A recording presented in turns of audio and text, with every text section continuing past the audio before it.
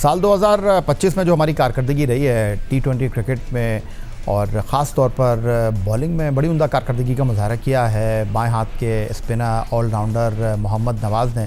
हालांकि जब उनको टीम में शामिल किया गया था उनकी सिलेक्शन के ऊपर सवालात थे, लेकिन मोहम्मद नवाज़ ने बड़ी उम्दा कारकर्दगी का मुजाहरा किया है। और अगर इंटरनेशनल क्रिकेट में उनकी कारकर्दगी हम देखते हैं तो 86 मैचों में 258.2 ओवर्स में 86 विकेटें उनके क्रेडिट पर हैं, 7.16 उनका इकोनॉमी रेट। तौसीफ अहमद साहब, देखिए बिल्कुल सही की प्लेयर हैं इस वक्त। वो जो आप बात कर रहे हैं उस वक्त तनकीद डेफिनेटली होनी भी थी, क्यों नहीं होनी चाहिए थी। जाहिर है कि आप काफ़ी टाइम बाद फिर एकदम उन्हीं को ले आए। हम जिस चीज़ का राग अलापते रहें कि भाई आपके पास बॉलर्स हैं या नहीं हैं, तो बॉलर तो आपके पास थे ना, उनको ट्राई कर लेते हैं। बहुत अच्छी बात है कि दोबारा से वो आए और आन के उन्होंने जो है अपनी जगह जो है मुकर्रर कर ली पूरी और तगड़ी जगह है। अब उनके बगैर टीम बनती भी नहीं है। तो उस लिहाज से मैं कहता हूँ कि ठीक है, बहुत है। आपने बड़े स्पिनर्स आजमाए, उसमें काफ़ी कुछ है। अभी आप लेके आए हैं उस्मान खान को, विकेट कीपर जो हैं वो हैं। और उसके बाद अगर आप बात करते हैं उस्मान तारिक की, आप बात करते हैं, उस्मान तारिक एक ऐसा बॉलर था जो आपके लिए बहुत कारआमद साबित हो सकता है। आया अब हमें देखना क्या है कि अबरार इनमें से कौन दो स्पिनर रहते हैं अंदर, क्योंकि नवाज़ तो पक्के हैं, नवाज़ की तो कोई प्रॉब्लम हमें नज़र नहीं आ रही। सलमान अली आगा अगर बॉलिंग कर रहे होते तो शायद मेरा ख्याल है कि एक स्पिनर कोई खेलेगा, जो बज़ाहिर मुझे लगा। अबरार तो खेलते रहें फिर बाहर होते रहें, ये सब है। एक स्पिनर का मेरा मानना ये है कि उस्मान तारिक को आप सारे मैचेस दे दें, सब खिला के देख लें। उसने यहाँ परफॉर्मेंस भी दी, उसको खिला के देख लें, उसको ऑस्ट्रेलिया के ख़िलाफ़ भी खिलाएं और उसके बाद आप एक फ़ैसला कर लें कि आया। मुझे कभी उम्मीद है कि वो उसने जिस तरह की अभी क्रिकेट हो रही है उसमें कल भी उसने मेरा ख्याल अपनी टीम के उसमें 3 विकेट्स उसने लिए, परफॉर्मेंस दी है उसने और मुख्तलिफ़ जगहों पे परफॉर्मेंस दे रहा था। वो जो मसला उनके साथ था वो मेरा ख्याल है कि डिस्कस करना ज़रूरी है कि आया क्यों आप अब आप क्या मजबूरी में लाएं, उसको क्या वजूहात हैं, क्यों लेके आएँ। तो मेरा ख्याल है कि आप इग्नोर ना करें किसी को कि इसकी वजह से शादाब ज़ाहिर है, शादाब आएँ तो शादाब की हम बात ज़रूर कर रहे हैं, लेकिन देखें गलत तो आए हैं ना वो उस वक्त, और इस वक्त भी आप जो है उनको बग़ैर किसी टेस्ट के ले आएँ, उठा के उसमें कुछ नहीं था। अगर मैं फिर से वही बात करूं कि शान मसूद आपके जो हैं वो सी कैटेगरी में और उनको बी कैसे मिल गया, तो ये दोहरा मेयार जो है ना, ये इसको देखना पड़ेगा। उनको ले आए। अब मैं ज़्यादा इसलिए तनकीद नहीं करूंगा कि पहले भी मैं कह चुका हूं, ठीक है वो अच्छे हैं, हमें पहले थे सारा कुछ, लेकिन अप टू द मार्क नहीं थे। इस वजह से आपने उनको बाहर किया।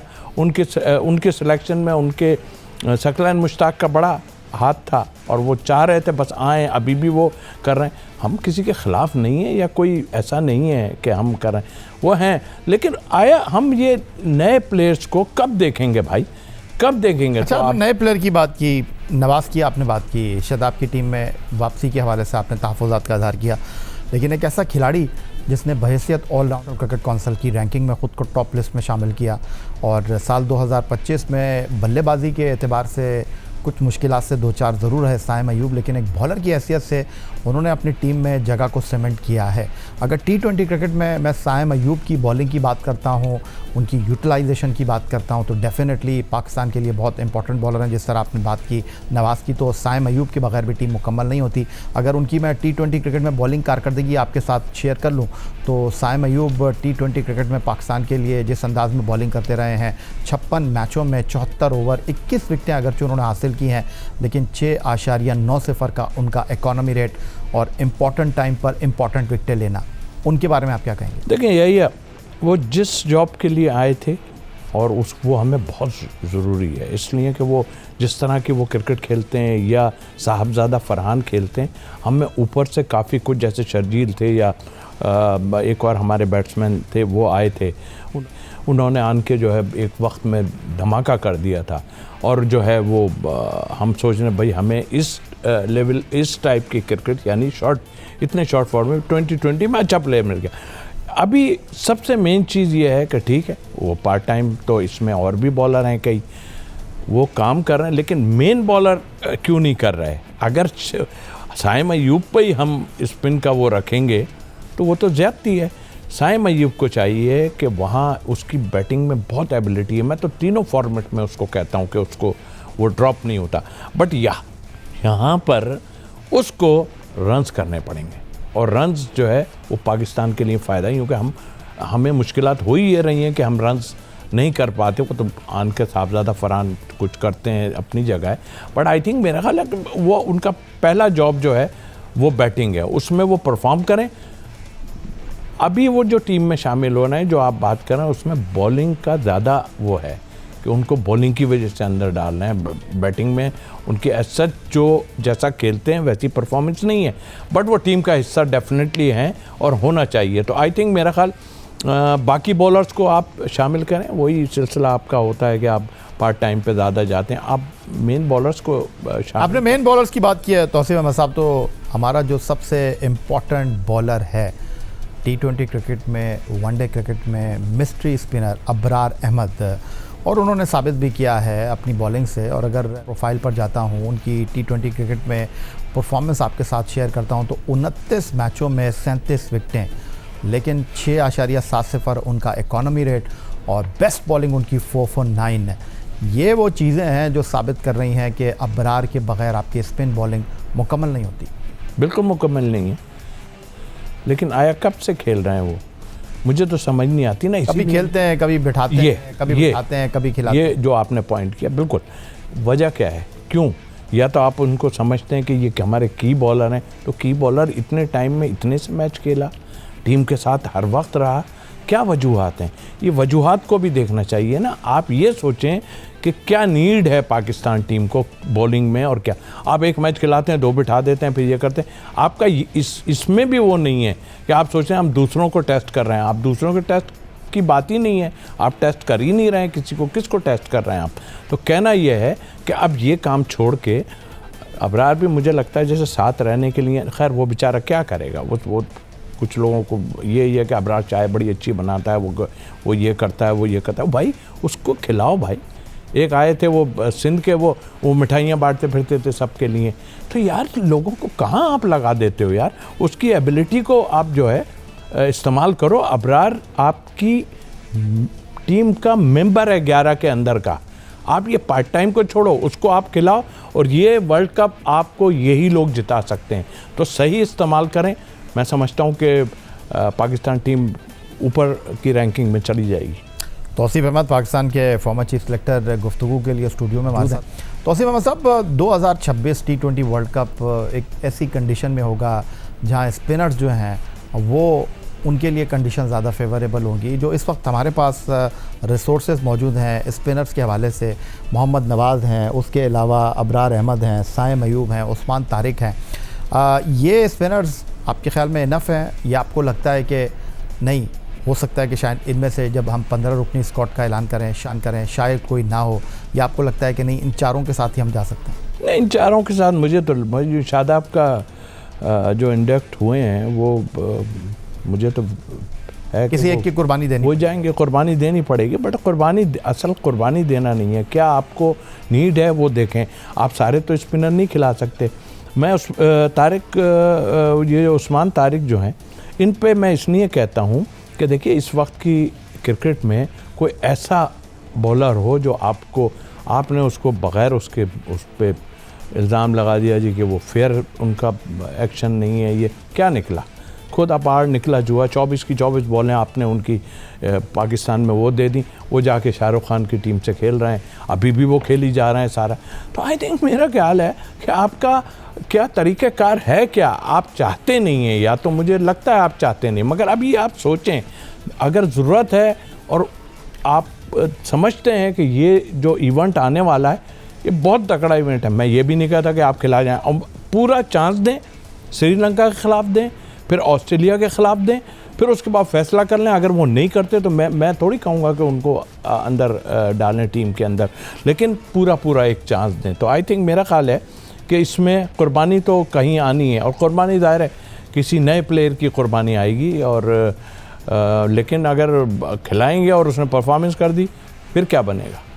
लेकिन तौसीफ अहमद साहब, जो हमारी कारकर्दगी 2024 में रही, हम पहले राउंड से आगे बढ़ ना सके, हम अमेरिका से हार गए, इंडिया से न्यूयॉर्क में हार गए। ये जो श्रीलंका में ICC T20 वर्ल्ड कप है, ये मोरलेस ऐसी ही कंडीशंस है जिनमें हम अपने होम ग्राउंड पर खेलते हैं। UAE में हमारी कारकर्दगी बड़ी अच्छी रही है। तो इस कंडीशन को देखते हुए श्रीलंका में आपका तजुर्बा क्या कहता है पाकिस्तान टीम के हवाले से?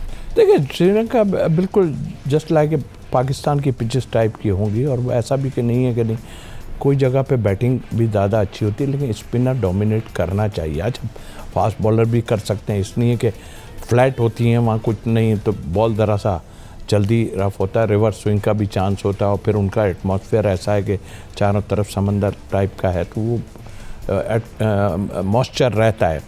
लेकिन हम क्या इतने ख़राब हो गए हैं बैटिंग में कि हम किसी स्पिनर का मुकाबला नहीं कर सकते। मैं तो पिछले 4-5-6 साल से देख रहा हूँ, वो स्पिनर्स को खेल ही नहीं पाते हैं लोग, और उसी को और ना फास्ट बॉलर पे भी उनको प्रॉब्लम होती है। तो मतलब क्या वजह हो गई कि हम किस तरफ चले गए कि हम अब स्पिनर को, हमारे तो ग्रेट प्लेयर तो स्पिनर्स पे इतने तगड़े थे कि उनके लिए मुश्किल पड़ जाती थी। बड़ी से बड़ी वो टीम है एशिया की जिनके पास मुरलीधरन जैसा और दूसरे बॉलर होते, मगर वो उनको ऐसा खेलते थे जो पता, अभी वालों को आई डोंट नो क्या वजूहात हैं, और कोई नहीं, दूसरों ने होमवर्क ज़्यादा कर लिया है। आपको आपके मुल्क में आन के टीमें हरा के जाती हैं, टेस्ट में भी तो उन्होंने अपना वो करके आए हैं ना सारा कुछ। तो हम कहाँ हैं? हम वहीं के वहीं हैं।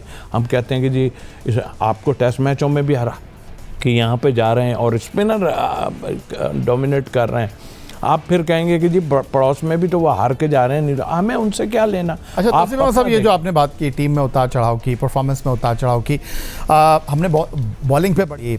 अगर मैं आपसे ये जानने की कोशिश करूँ, जिस तरह आपने कहा कि लुक लाइक आप पाकिस्तान में ही खेल रहे हैं, अगर श्रीलंका में खेलते हैं वैसी ही कंडीशन है, वैसी ही नीचे उछाल वाली जो बाउंस की पिचेस वहाँ पर मौजूद हैं। अगर मैं आपसे ये जानने की कोशिश करूँ, बैटिंग से आप मुतमईन हैं? आपकी बैटिंग लाइनअप में जो रिसोर्सेज हैं उससे आप मुतमईन हैं? 2021 में 2025 में जो T20 क्रिकेट में आपकी कारकर्दगी रही है, उसको मद्देनज़र रखते हुए आपको लगता है कि हम महफूज हाथों में?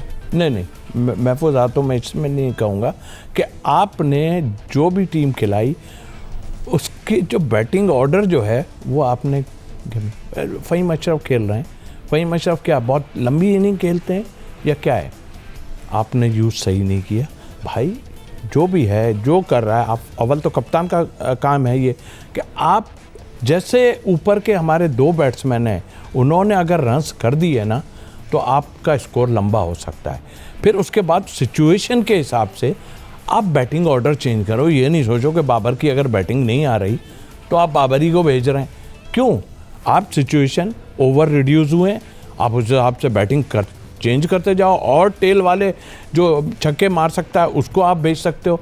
ये थोड़ी कि आप जो है ना किसी को कहीं किसी, तो मैं इसमें जो माइक हैसन को कसूरवार समझता हूँ। वो किस तरह की कर रहे हैं, आप जिससे भी जीते हैं ना, अगर आप कोई ऐसा सोच रहे हैं तो आप निचले दर्जे की टीमों से जीते हैं, आप कोई टॉप क्लास टीम से नहीं जीते हैं। तो ये आपके लिए जो है इम्तहान है इस वक्त। तो आप सही ऑर्डर पे सही उनको जाएंगे। अभी देखें, सबसे मेन प्रॉब्लम हो रही है आपको विकेट कीपर की, जो मुझे अंदाज़ा हो रहा है। अब आया रिजवान के साथ क्या प्रॉब्लम है? मैं तो समझता हूँ कि रिजवान को आपको लेके आ जाना चाहिए, एक्सपीरियंस और जो टूर्नामेंट जो इवेंट हम खेलने जा रहे हैं। ख्वाजा नाफे को आप लेके आएँ, उससे पहले आपके पास उस्मान खान थे, वो मेरे हिसाब से Usman Khan up to the mark नहीं रहे। हारिस को आपने आजमाया, सब किया। अभी ये शोबा जो है ये आपके लिए बड़ा मुश्किल वाला शोबा है। तो आई थिंक मेरी अपनी है कि आप उसको लेके आएँ, अगर दूसरी कोई चीज़ें नहीं है और होनी भी नहीं चाहिए। ख्वाजा नाफे को आप पूरा दें चांस, यंगस्टर है, खिलाएं उसको। लेकिन अभी भी लोग कह रहे हैं कि शायद उसकी चांस ना बने, फिर हम जो है उस्मान खान को नहीं। आप ये यंगस्टर है, उस्मान खान को उसको टेस्ट कर लिया हमने, उस्मान खान को। आप इसको ख्वाजा नाफे को चेक करें, अगर वो अच्छा होता है तो यही एक जिद्दत होगी ना कि आप एक नए बच्चे को लेके और ले आए। फिर आगे बड़ा इवेंट है, मैं खुद भी कहता हूँ बड़ा इवेंट है, तो फिर ले आए रिजवान को, इसमें कौन सी प्रॉब्लम है?